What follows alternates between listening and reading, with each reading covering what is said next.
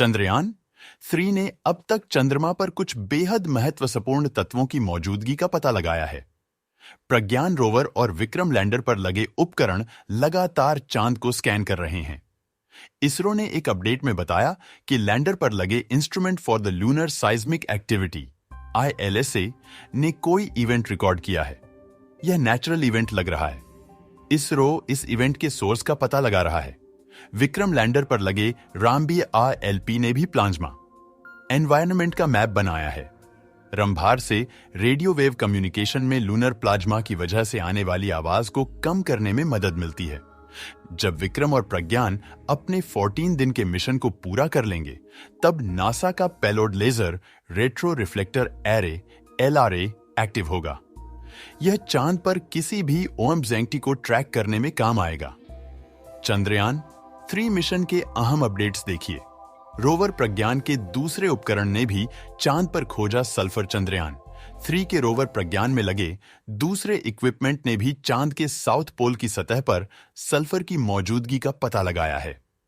भारतीय space agency ISRO ने social media post में बताया कि रोवर में लगे APXS यानी alpha particle X ray spectroscope ने अब चांद पर सल्फर के साथ अन्य तत्वों का भी पता लगाया है।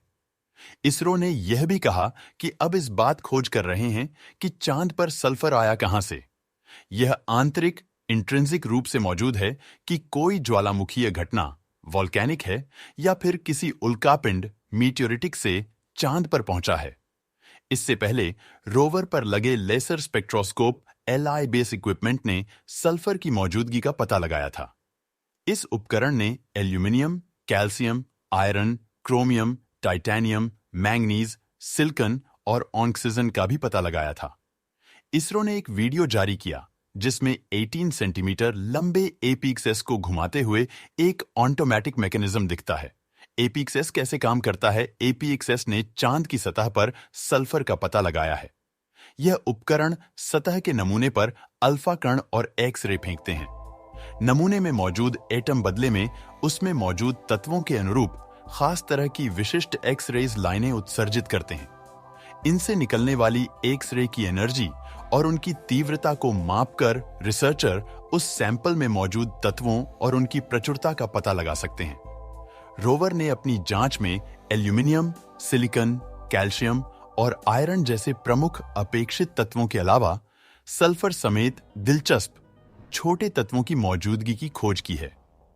14 करीब 26 किलो वजन, 6 पहियों वाला सौर ऊर्जा से चलने वाला प्रज्ञान रोवर अपने वैज्ञानिक प्रयोगों से यह पता लगाने का काम कर रहा है कि साउथ पोल में चांद की मिट्टी और चट्टानें किस चीज से बनी हैं।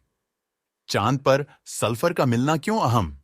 सल्फर की खोज से चांद की संरचना और वह कैसे विकसित हुआ, कैसे आकार में आया, इसके बारे में सुराग मिल सकते हैं। साउथ पोल पर सल्फर की मौजूदगी को वाटर आइस यानी जल हिम की मौजूदगी का संकेत माना जा सकता है।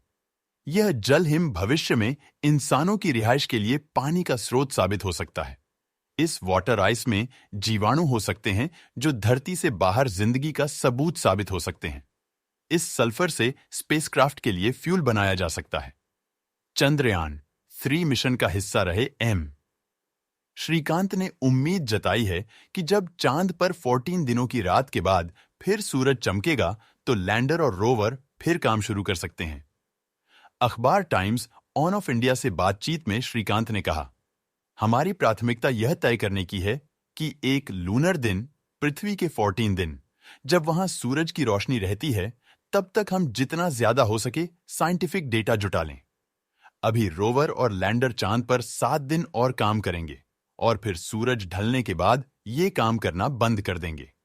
हमें विश्वास है कि जब रात खत्म होगी और सूरज की रोशनी पड़ेगी तो ये दोनों फिर एक्टिव हो जाएंगे। अगर ऐसा होता है तो यह हमारे लिए अच्छा होगा कि और डेटा जुटाया जा सकेगा। अगर ऐसा नहीं भी होता है तो भी हमारा मिशन पूरा हो जाएगा। चांद पर 23 अगस्त को सूरज निकला था और 14 दिनों तक वहां सूरज की रोशनी रहेगी। तब तक प्रज्ञान और विक्रम भी काम करते रहेंगे, लेकिन जैसे ही सूरज ढलेगा और रात की शुरुआत होगी तो ये दोनों निष्क्रिय हो जाएंगे, क्योंकि इन पर सोलर पैनल लगे हैं और ये सूरज की रोशनी से ही एनर्जी जुटाते हैं। जब सूरज ढलता है तो चांद पर तापमान -203 डिग्री सेल्सियस तक चला जाता है। इस तापमान में विक्रम और प्रज्ञान काम नहीं कर सकते। ऐसे में जब चांद पर 14 दिन रात रहेगी तो ये दोनों काम नहीं कर सकेंगे। आज की जानकारी कैसी लगी कमेंट बॉक्स में जरूर बताएं।